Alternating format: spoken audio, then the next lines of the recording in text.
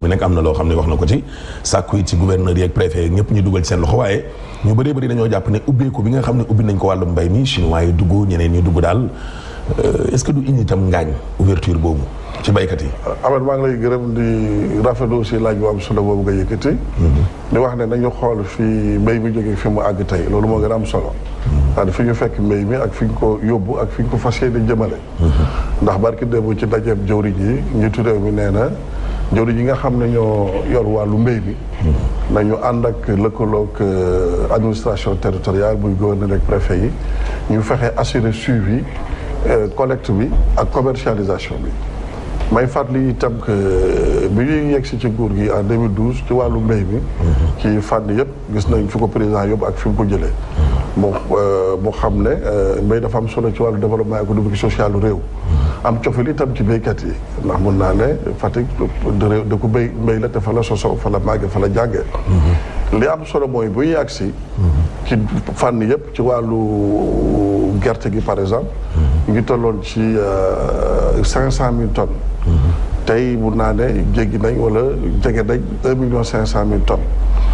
loolu nag li ko waral mooy dooleel bi nga xam dooleel nañ ko production familiale yi. dooleel ko itam industrialisation agricole bi dooleel ko itam agriculture à haute valeur ajoutée bi. mécanisation bi aussi am na ci solo parce que président jox na lu toll ci 1500 tracteurs équipés ci wàllu sol semis récolte transformation béykat yi. joxe itam lu toll ci 17500 unités de petit matériel jox ko béykat yi. jëlee itam maanaam doubler le prix de l' agriculture mooy jëlee ko par exemple 150 yóbbu ko 250 muy guleet ci Sénégal moom sosoo ba tey gerte gi toll ci jëg moom.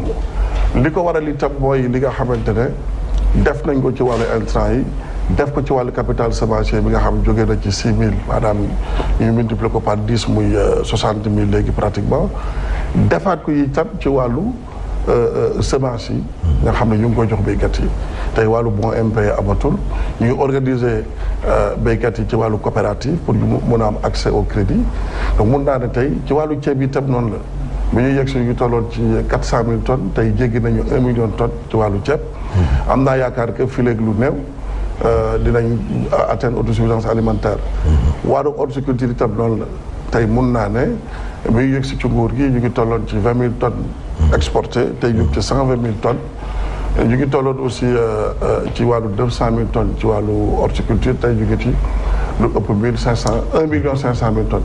yeneen céréales yi doon la donc tey ci wàllu agriculture yeneen céréales yi ci wàllu ceeb ci wàllu mbéy de façon générale tey fi ñu ko jëlee ak fi ñu ko yóbbu am na solo. mais est-ce que yenn saa itam yi ngeen di énumérer nii yëpp du nekk daal maanaam ci wàllum sur le papier mais sur le terrain lu mel ni Sonacos yaa ngi nii commencé di sukuraat 150 000 tonnes ñu soxla ko di mujj duñ sax am 50 000 tonnes gerte gi ñu jël yóbbu bitim réew est-ce que tam li ngeen def noonu bu nekkee ay 1 million de tonnes ak nangam sangam te biir dëkk bi moom lu yàlla xam doy na est-ce que loolu tamit am na njariñ. bon am naa yaakaar ni ñëpp a ngi ci seen bopp béykat yi ñu ngi ci seen bopp waa réew bi ñu ngi ci seen bopp parce que tey ci wàllu plan Sénégal émergent ci programme bi nga xam ne ci la président fas yéene sukkandiku pour suqali réew bi fexe ba mu naat muy programme 5035 bi 5 initiatives yi 3 programmes yi ak 5 accès universels yi ak PAP de réaccéléré bi ñu nekk nii mun naa ne tey. ci wàllu mbéy mi Sénégalais ñu ngi ci gis seen bopp. parce que béykat yi ñu ngi ci gis seen bopp guleet mun naa ne njëgu gerte gi dañ ko doublé quantité bi nga xam ñu ngi ko doon béy dafa yokk ci ceeb ci horticulture ak ci gerte ak fànn yëpp. donc waa réew bi ñu ngi ci gis seen bopp ci wàllu autosuffisance alimentaire te tey gannaaw bi fi mas bi duggee laal àddina bi sëpp tey mun naa ne dogal yi nga xam président da ko jël fas ci sukkandiku pour naatal réew mi bokk na ci maanaam consommer local bokk na ci autosuffisance alimentaire bokk na ci aussi dooleel industrialisation bi bokk na ci aussi souveraineté sanitaire ak pharmaceutique bokk na ci donc loolu mbéy mi fu mu toll tey mun naa ne ñëpp a ciy gis seen bopp. ñëpp a ciy gis seen bopp. béykat yi ñu ngi gis seen bopp bu baax a baax. doomu réew mi aussi ñu ngi gis seen bopp bu baax a baax a baax. mbas mi nag tudd nga ko gis nañ ne nag li ñu doon bañ sax maara d'Italie ndaxte ci alxames gi rek 101 65 bu néewee ba néew léegi dina laal 50 mu mel ni deuxième vague bi ñu doon tiit ba benn député sax Marie-Louise Diouf ñu ngi koy jaale nag ay mbokkam génn na ci àdduna ñu ne laal na assemblée est-ce que càggante tam amul de la part de l'État. foofu sax la ñu waroon njëkkee donc ñu ngi jaale suñu mag suñu xarit bokk ci sos parti bi ci Grand Yoff muy Marie-Louise ñu gën ko xam ci loolu honorable député mu nekkoon nit ku dal nit ku tey nit ku sedd nit kuy dajale di jubale nekkoon aussi jigéenu jiitu réew mi nekkoon ngay ne dëgg jege Grand Yoff ak Ndakaaru ñu ngi koy jaale ay bokkam ñu ko jaale président ñu ko jaale waa assemblée nationale. li am solo ci wàllu mbas bi loo xam ne dafa dal Sénégal la dal ci àdduna bi sëpp. li jiitu plan de résilience économique et sociale parce que bi mu yegg see président yi ñaari stratégie la teg maanaam défense ak attaque yaa ngi dégg résilience ak relance bi mu dalee yegg si dal Sénégal dal ci réew bi fépp ci lañ teg programme de résilience économique et sociale muy programme bu am solo bu mucc ayib boo xam ne partenaires yëpp dañ ko rafetlu woon ñëpp rafetlu ko ñu amoon ci taxawaay bu mucc ayib ñu ciy sant aussi di ci gërëm personnel soignant bi ministère de l'intérieur ministère de la santé en tout cas sénégalais yi médecins yi ñi nga xam ñëpp jàpp nañ ci ba mesure barrière ñu respecté ko couvre-feu bi ñu respecté ko donc mun naa ne mesure yi nga xam ne président jël na ko tax na tey Sénégal nekk ñaari lu réew ci àddina bi ginnaaw Nouvelle-Zélande. mais est-ce que nekkul ne loolu moo tax ba mu mel ni dañu beew tubaab di wax dormir sur nos lauriers ñooy jël nañu deuxième rek mel ne lu tëdd est-ce que loolu moo indiwaat lii wala. bon bokk na ci li ko indiwaat. bokk na ci bàyyeeku quoi. bàyyi am na benn relâchement bu ndaw boo xam ne constaté nañu ko di ñaan yàlla encore une fois sénégalais yi. li ñuy wax ne réew mi mënuñu teg benn policier wala benn fajkat ci wetu nit ku nekk. mais loolu état bi la. donc état bi li mu waroon def na ko mooy bi mbas bi yegsee. waaw jël na ay dogal. mesure d'accompagnement yi. mesure d'accompagnement yi suivi amul. am na suivi bu baax. sénégalais yëpp ci pàcc yëpp ba ci presse bi domaine yëpp la. non côté koom-koom laa wax mais côté sanitaire bi laa wax. est-ce que si dañ jékki-jékki rek mel ni daal commencé ko sax ci yéen a njëkk a organiser fii ay meeting Fatick masque yi naaw lépp naaw policiers yi delluwaat ci biir commissariat yi ñii dellu ci brigade yi ñii dellu ci caserne yi dafa mel ni bàyyi ko bi ci kaw la commencé. non bàyyi ko bi am na bàyyi ko bi jógewut ci kaw li am solo mooy bi mbas bi accès dogal yi nga xam ne njiitu réew mi jël na ko tax na ba Sénégal li nga xam ne taxawaay bi nga xam waroon na ko am na ko ba àddina bi yëpp jox ñu cër bañ nekk ñaari lu réew ci àddina bi ci wàllu taxawaay programme de relance économique et sociale bi nga xam président jël na ko ci am na solo parce que wërgu-yaram bi waaw dëgg la mais wërgu-yaram bi aussi mënul dem bàyyi koom-koom bi il faut ñoom ñaar ñu ànd di demandoo ngir njëriñu ñëpp relâchement bi nga wax dëgg la am na gis nañ ko président jëlaat na ay dogal yu yees ci fan yi weesu conseil des ministres dogal yooyu ministre de l'intérieur gën na ko dooleel ministre de la santé aussi am na ci taxawaay bu am solo donc di ñaan encore une fois ñëpp laay waxal message may lancé la ñu bañ a dormir sur nos lauriers comme ni ñu koy waxee ñu bañ a bomber le torse ñu xam ne deuxième vague bi mbas bi dafa sonal réew yi am doole fu mel ni États-Unis fu mel ni France fu mel ni Chine fu mel ni Espagne donc ñun bu ñu yàlla mayee ñu nekk dëkk bu ndaw bu nekk ci yoonu naataange ñu am njiitu réew bu xarañ bu am gis-gis bu jël ay dogal yu mucc ay yu am solo àddina bi yëpp rafetlu ko bañ doon ñaareel ci àddina bi dañ ko war a jàppale ci taxawaay boobu nga xam ne am na ko jàppale gi ci ministère yi la war a commencé di mooy jëw di ministère yi respecté nañ mesure barrière non arrêté ministériel yi ñu fi bind yëpp ci lu jëm ci wàllum port de masque yeeg dugg na fi gën a fi yooyu xam nga beneen arrêté ñëwul arrêté ko waaw mais dëgg la wala dëgg décision xam nga moo fi nekkoon ba tey mais pourquoi ñu jékki-jékki affaire bi am bàyyi donc sénégalais moo mel noonu ñun ñëpp ñoo mel noonu au fait li am solo mooy dogal yooyu xam nga résultat moom planification ci solo résultat yi lañ koy natte donc planification mesures yi nga xam ne njiitu réew mi jëloon na ko ànd ci gouvernement bi joxe na ay résultats yu mucc ayib yu am solo sénégalais yëpp teg ci seen i gët àddina bi yëpp rafetlu ko maanaam li am solo mooy ñu bañ a bàyyi ndiku muy yow muy man muy kilifa diine muy leader d'opinion ñëpp dañu war a ànd doon benn te Sénégal sax def nañ ko parce que gis nañu mbas mi ñooy ñëpp ku jégeeg taskatu xel ñëpp a ànd doon benn taxaw ci ginnaaw njiitu réew bi jàppale ko donc élan unitaire boobu la ñu war a gën a dooleel donc taxawaay boobu encore une fois benn message yu may lancé suma compatriotes yi ñëpp ñu ànd doon benn jàppale njiitu réew mi ba nga xam ne résultat yi nga xam ne am na ko ci mbas bi Sénégal gën a mun a jëm kanam ci wàllu wërgu-yaram gën a mun a jëm kanam ci wàllu koom-koom dogal yi nga xam ne jël na ko ci wàllu respect des mesures barrières ñu def ko donc loolu laa amoon lu may wax ci wàllu wu ni mel ñu ñëw nag ci wàllum politique gis nañu nag njiitu réew mi daal woote ubbeeku ba am nag benn ouverture boo xam ne ñëpp seetlu nañu ko ñii nag dañ koo jiin retrouvailles famille libérale waaye waa APR yi moom dañ naan rek président daa ubbi ngir ñëpp dikk mbir mi est-ce que xawul saf nag politique. saful politique. xamul tax saful politique mukk ci àddina. gars yi moom léegi ñu jiin ko. saful politique dafa am ñuy préparé yooyu de. mukk ci àddina koo xam jiitu réew mi xam jaar-jaaram. xam jikko yi nga xam ñoo ko caractérisé. nga xam ne du nit kuy maanaam def lu ñuy wax politique politicienne.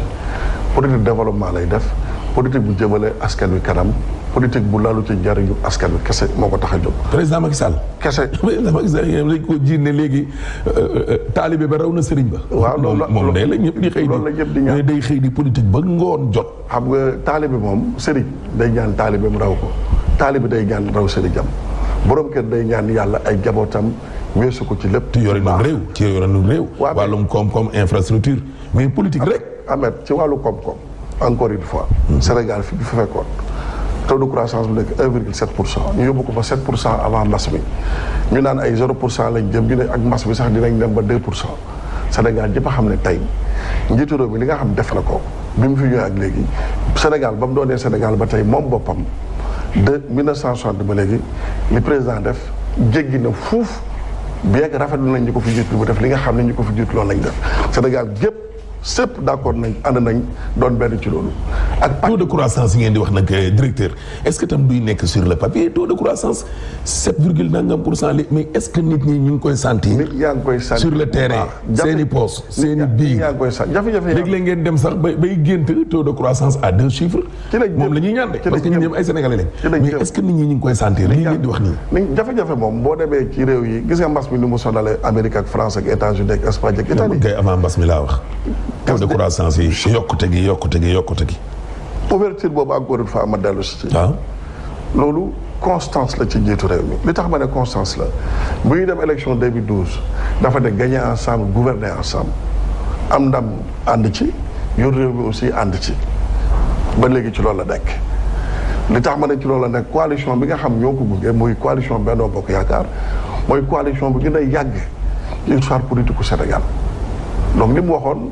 loolu la dëggal ci loolu la jëmmal ci loolu la nekk ba tey muy benn ñaar bi mu ko yàlla dénkeete réew mi ak kóoluteefu doomi réew mi aussi muy 2019 kaddu gu njëkk gi mu yëkkati mooy maa ngi tàllal loxo ñëpp man maay njiitu réewu ñëpp ñi ànd ak man ak ñi àndut ak man ñi ma wotel ak ñi ma wotelul tàllal naa loxo ñëpp donc mun naa ne te parti politique aussi loolu la ay doomi aadama yu ànd di wut nguur wala yor nguur lal ko ci programme politique de gouvernement lal ko ci démocratie donc loolu mooy parti politique donc taxawaay bi mu am tey dafa méngoo ak taxawaay bi mu amoon en 2012 mooy gagner ensemble gouverner ensemble méngoo ak taxawaay bi mu am ci wàllu coalition Benno Bokk Yaakaar méngoo itam ak taxawaay ak kàddu yi nga xam ne yëkkati woon na ko gannaaw ba ko yàlla dénkaatee réew bi ak doomi Sénégal yi donc ouverture moom la ñëpp di ñaan su ko neexoon bi mu gagné parce que dans une démocratie baromètre bi mooy les résultats de l'élection su ko neexoon mu ne dëgg nañ ko réew mi am na majorité day doxal mais li gën a am solo mooy ñu am le maximum en tout cas le consensus le plus large c'est l'appropriation des politiques publiques kenn mënut a am unanimité yàlla sax amu ko.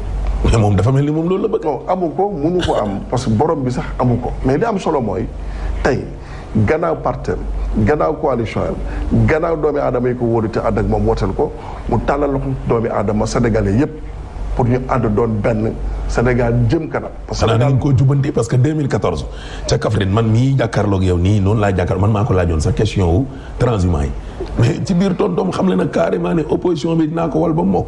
réduire l'opposition à sa plus simple expression nga dama di. xam nga Macky Sall moom moo ko wax. xam nga souvent dañuy léegi opposition bi nekk fi nii yow. xam nga. ñëpp daanaka ñëpp a ngi dem. souvent dañuy wax ne du dëgg yëpp la ñuy wax. loolu Macky Sall wax ko. non dama lay wax rek kuréel boo gis. waaw yokkute ak lu ko yokk moo ko tax a jóg. parti politique bu sañoon ànd ak ñëpp ànd ak moom ku jëm a am. yaa ngi dégg donc loolu ana démocratie bi. waaw déggoon xam nga. yow yaa ko fi wax léegi nii de. waaw déggoon ñii dañuy gouverner ñii di opposition. waaw loolu mooy démocratie. nekk ci opposition mais parti politique société civile presse di alerte. mais parti politique bu sañoon. waaw am doole. am le maximum de citoyens yu bokk ak yow gis-gis. d'accord bokk ak yow vision àndale la c'est la mise en œuvre des politiques publiques et c'est la mise en œuvre des. parti politique nga wax. parti politique. waaw mais Idriss Seck ñëwul APR. mouvance présidentielle. moo tax ma ne la fa nekk kay warta mën a yor réew mi wala. ah moo tax ma ne la président li mu wax.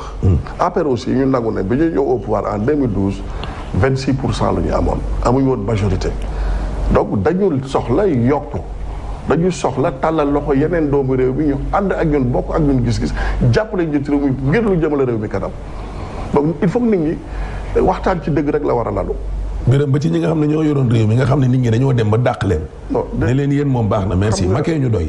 ngeen dem indiwaat ñooñu ñoom Omar Sarr est-ce que loolu neex naa xam nga ci wàllu yoon sax. waaw liberté d'expression ak liberté d'expression ak d'association constitution bi moo ko consacré ñu ko nekk far am nga yoonu droit far ci kuréel gu la neex dañuy politique li am solo mooy njiitu réew bi encore une fois constance ci la nekk bi muy falu dafa xoon gouverner gagner ensemble gouverner ensemble loolu la nekk ba tey ba kuréel nga xam moo ko buggee moo gën a yàgg ci kuréel yi nga xam ne am nañu ci wàllu coalition ci histoire politique au Sénégal bi ñu ko wóoluwaatee dénkaat ko réew mi en 2012 aussi kaddu yu mu njëkk a yëkkati dafa tàllal Sénégalais yëpp loxo ñi ànd ak moom ñi ànd ak moom ñi ko wotal ak ñi ko wotalul donc Idrissa Seck ak keneen ak ku mun a doon gannaaw réeroo aussi li ñuy wax réeroo amul ñàkk waxtaan am yaa ngi dégg ay jullit sax bu yuxuloo bu naane bu ñaanee yàlla bu nacc ba jaan donc li gën a am solo nit ñi ànd juboo doon benn comme ni ñu def ci mbas mi ba am ci taxawaay bu mucc ay ba àddina bi yëpp gën ñu jox cër tey président